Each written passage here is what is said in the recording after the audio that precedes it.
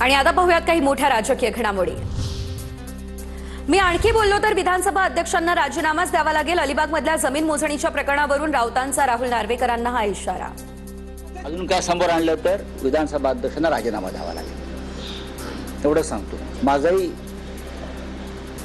जन्म कर्म अलिबागचाच आहे, त्याच भागातला आहे, माझ्याकडे जास्त माहिती आहे काय आहे ते।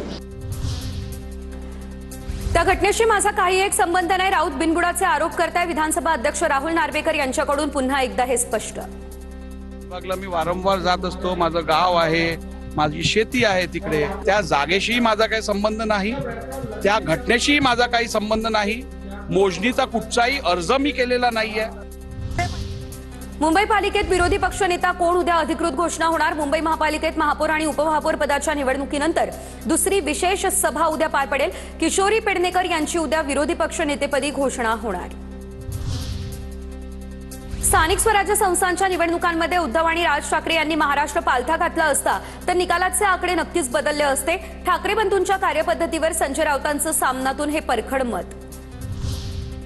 महाराष्ट्र पालथा घालण्यासाठी घराबाहेर पडावं लागतं, नितेश राणेंचा ठाकरे बंधूंवर निशाणा।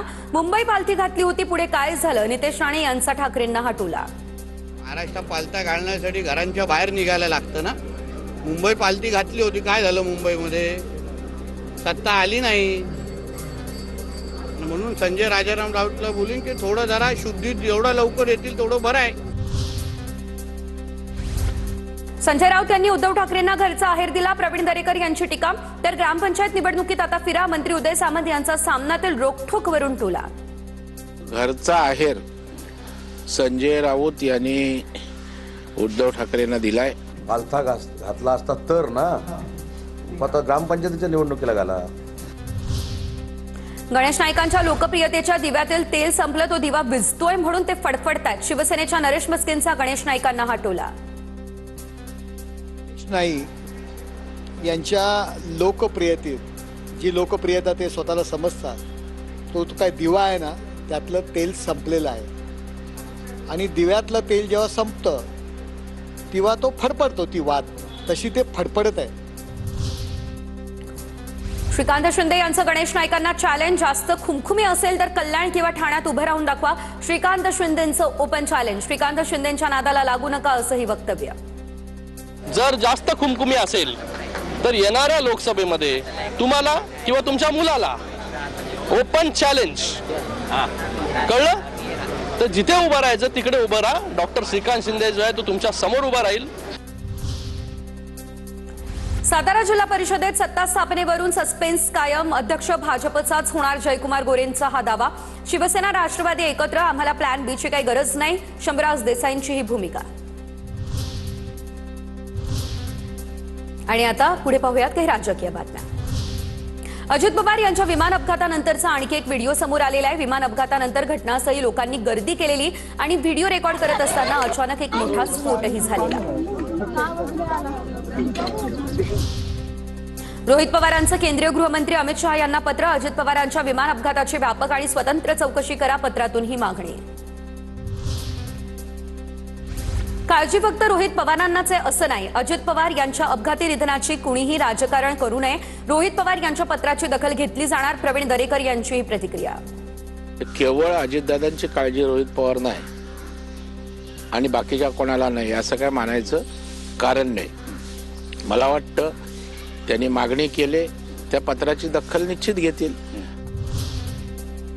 विलिनीकरणाच्या चर्चेआधी सुनेत्रा पवारांची एकदा दोनदा भेट घेतली। सुनेत्रा पवारांसाठी अडथळे निर्माण करायची आमची इच्छा नाही, जयंत पाटील यांची ही भूमिका।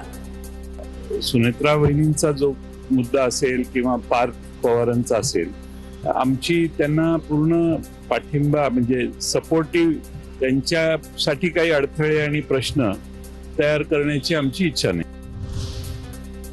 मतभेद विसरून बीडच्या विकासासाठी सर्वांनी एकत्र यावं, राष्ट्रवादीचे आमदार धनंजय मुंडे यांचं लोकप्रतिनिधींना आवाहन। सुनेत्रा पवारांच्या नेतृत्वात एकत्र काम करण्याची गरज असंही वक्तव्य।